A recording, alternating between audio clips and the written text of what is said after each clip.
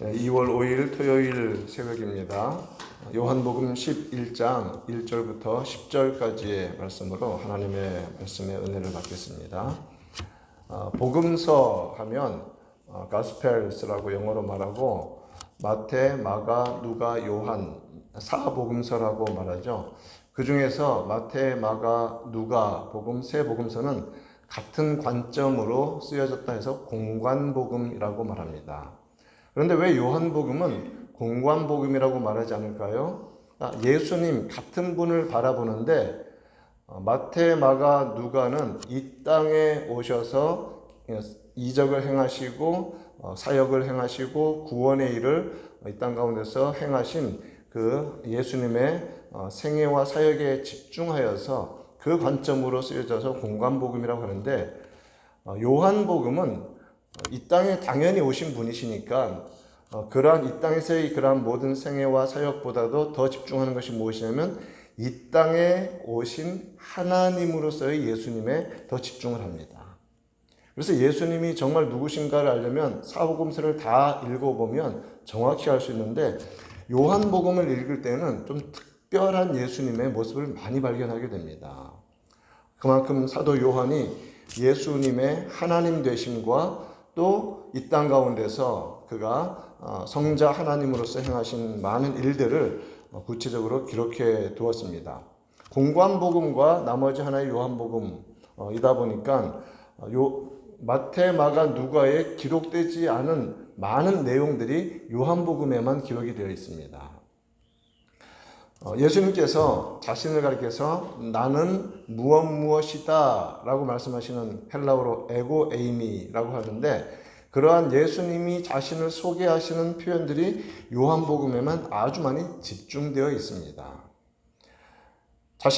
자신의 모습을 독특하게 가르쳐 주신 것이죠.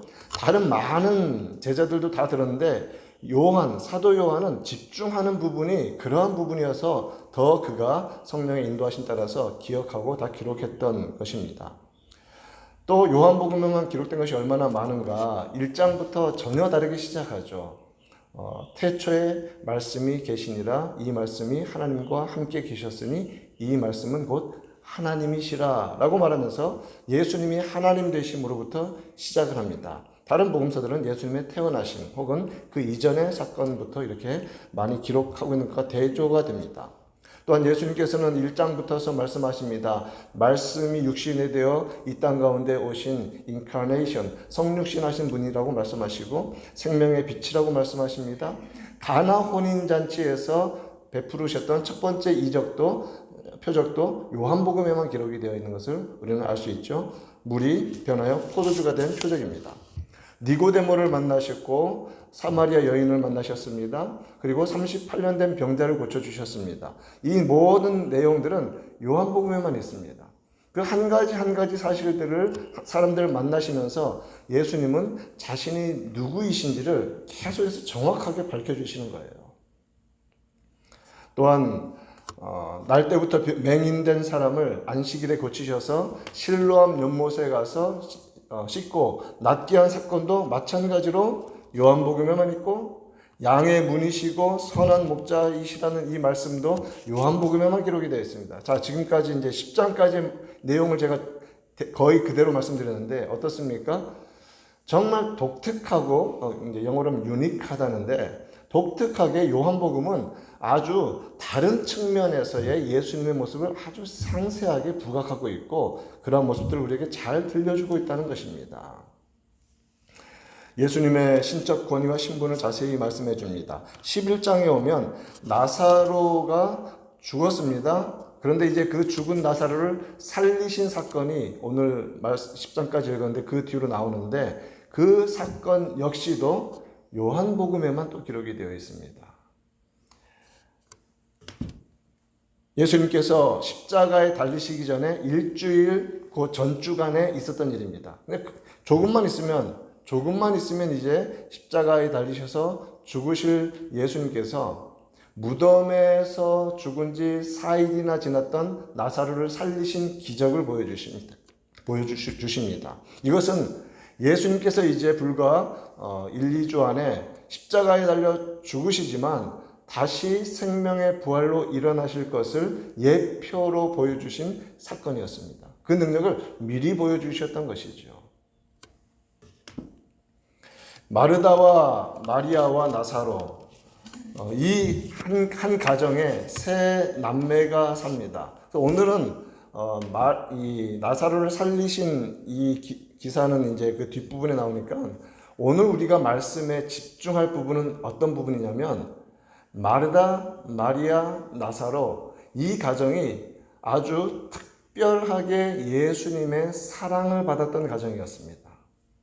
그래서 그 부분에 집중하여서 우리 모든 가정들도 우리 자녀들과 함께 예배드리고 하는데 어떻게 하면 더 예수님의 사랑을 정말 특별하게 더 받을 수 있는가 하는 그러한 질문의 해답을 우리가 마르다와 마리아와 나사로의 가정에서 찾아보기를 원합니다. 먼저 이 한 사람 한 사람이 예수님과 긴밀하게 연관되어 있고 사랑하는 가정이었는데 2절 말씀을 보면 이 마리아는 나와 있죠. 마리아와 마르다의 그리고 나사로의 가정인데 이 마리아는 어떤 여인이냐면 이전에 향유, 아주 비싼 향유를 갖다가 예수님께 붓고 자신의 머리털로 예수님의 발을 닦던, 그만큼 예수님을 존귀히 여기고 높이고 예수님께 소중한 것을 그렇게 바쳤던 그러한 여인이었습니다. 그리고 마리아는 예수님께서 지나시면 무조건 그 집에 묵으셔야 돼요. 다른 집에 가면 큰일 납니다. 마르다가 가만히 있지 않겠죠? 그 집에 묵으면 예수님께서 묵으시고 제자들과 함께 묵으면 마리아는 어떻게 했습니까? 예수님의 발치에 앉아서 예수님께서 들려주시는 그 천국 복음, 그 놀라운 메시지, 그것을 하나도 놓치지 않기 위해서 말씀을 경청했던 말씀의 여인이었습니다. 마리아는 정말 그래서 더 예수님을 더 사랑하는 마음으로 계속해서 가장 소중한 것들을 바칩니다. 요한복음 12장에 가서 보면 나중에 나사로가 살아난 다음에 잔치하는 자리에서 이제 마리아가 지극히 비싼 향유, 1년 동안 정말 한 푼도 안 쓰고 꼬박 모아야 살 수 있는 그 값비싼 향유를 예수님의 발에 붓고 또다시 머리털로 그 예수님의 발을 닦는 그 자신의 헌신과 사랑을 표현하는 장면이 나옵니다.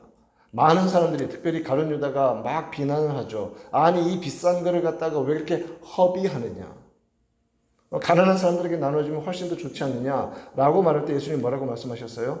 가만히 두어라. 이제 곧 일주일 있으면 있을 나의 장례를 이 여인이 준비한 것이다. 알고 한 것은 아니었습니다.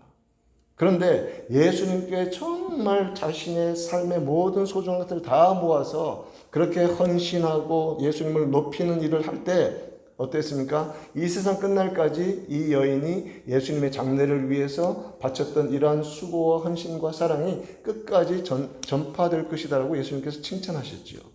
마리아가 그렇게 예수님을 깊이 사랑했고 온전히 높였던 그러한 여인이었습니다. 그렇다면 마르다는 어떻습니까? 우리는 자꾸 마리아와 마르다를 비교해서 그냥 무조건 말씀의 자리에 가야 된다는 식의 결론만 내지만 사실은 마르다는 자신이 가지고 있는 은사와 마음을 최대한 발휘해서 예수님 사랑하기에 온 힘을 기울였던 그런 여인이었습니다. 그것을 우리가 깨달아야 돼요.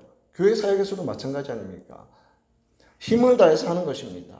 그래서 마르다는 예수님이 하여간 근처만 가시면 무조건 집으로 모셔서 예수님을 너무 사랑하기 때문에 다 제쳐놓고 열심을 다해서 예수님을 섬겼습니다. 그래서 예수님한테 마르다야, 기왕 할 거면 말씀을 듣는 것이 차라리 낫다라고 권면을 들었지만, 그러나 마르다의 마음을 보면 예수님에 대한 사랑을 그녀가 얼마나 힘을 다해서 표현했는지를 우리는 알 수 있죠.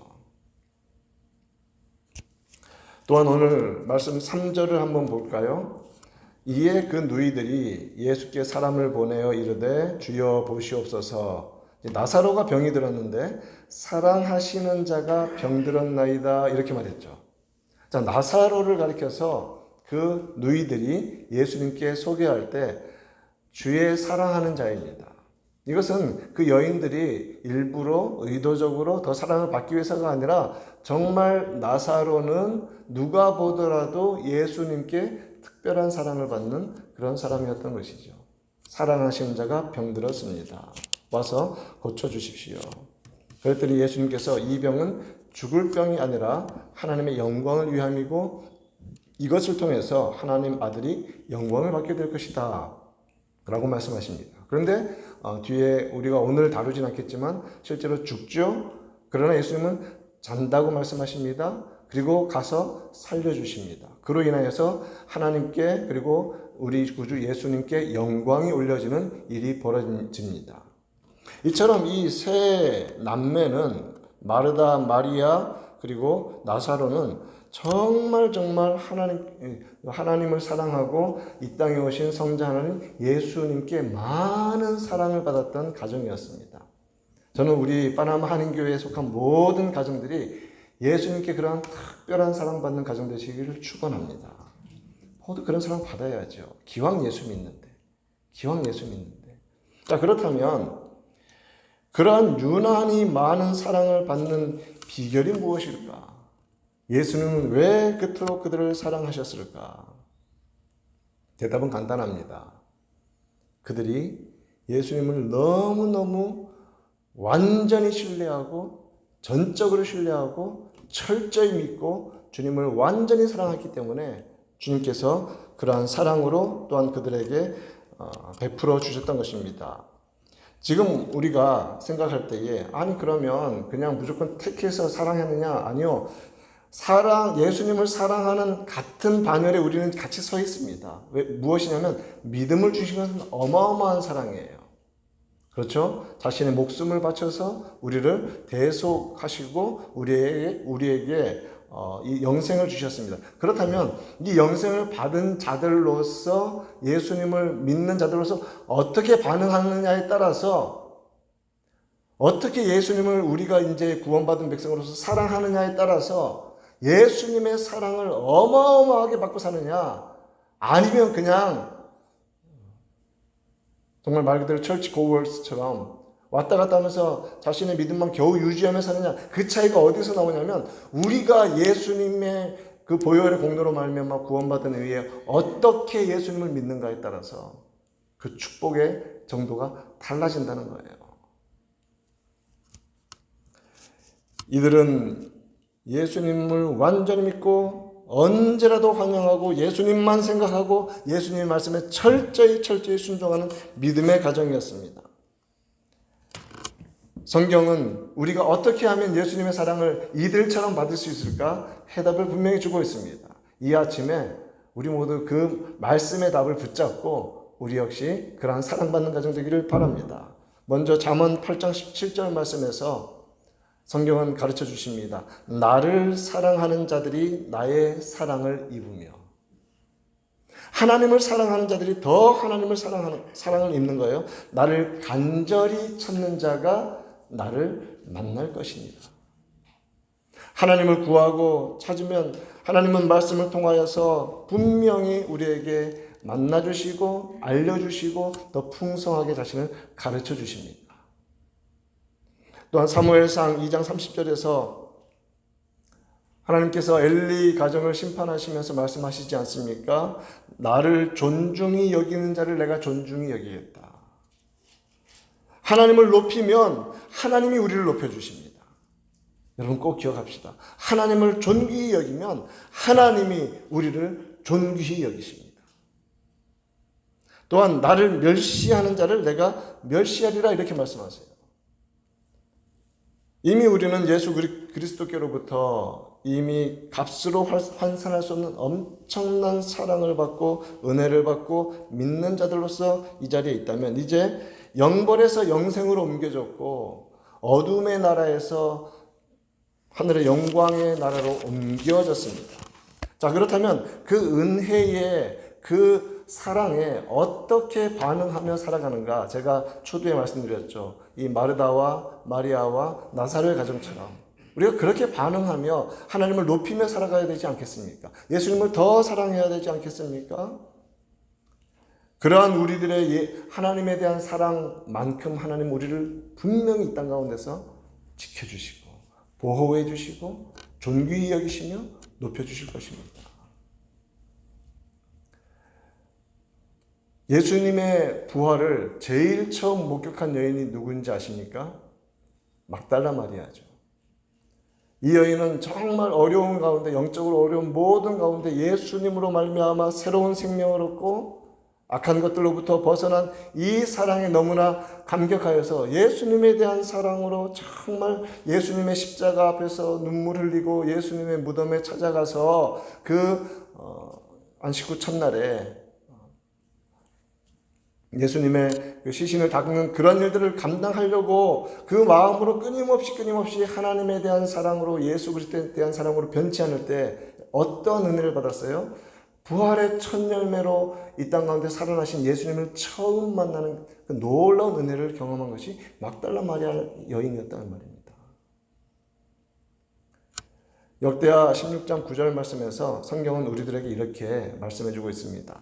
여호와의 눈은, 물론 우리처럼 이런 육안을 갖고 계시지 않죠. 모든 것을 아시는 분이신데, 그러나 특별히 하나님은 주목하셔서 온 땅을 두루 감찰하사 이 땅을 보신다는 거예요.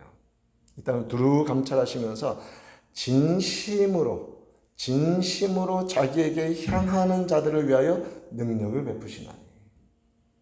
우리 성도들이 정말 쉬지 않고 기도하며 진심으로, 진정으로, 전심으로 집중하여 기도해야 하는 이유가 바로 여기에 있습니다. 하나님은 자기를 찾는 자들을 찾고 계십니다. 하나님은 자기를 간절히 구하는 자들을 찾고 계시고, 그리고 이 땅을 감찰하시사 진심으로 자신에게 향하는 이 사람들에게 능력을 베풀어 주신다는 거예요. 사랑하는 성도 여러분, 가정마다 기도의 제목들이 있으시죠? 전심을 다해서 여호와를 구하십시오. 주님이 그런 사람을 찾고 계십니다. 그리고 응답해 주시고 반드시 존귀히 여기시며 일으켜 주실 것입니다. 우리 교회 모든 성도들의 가정이 하나님의, 그리고 예수 그리스도의 특별한 사랑을 받는 가정들 되시기를 축원합니다.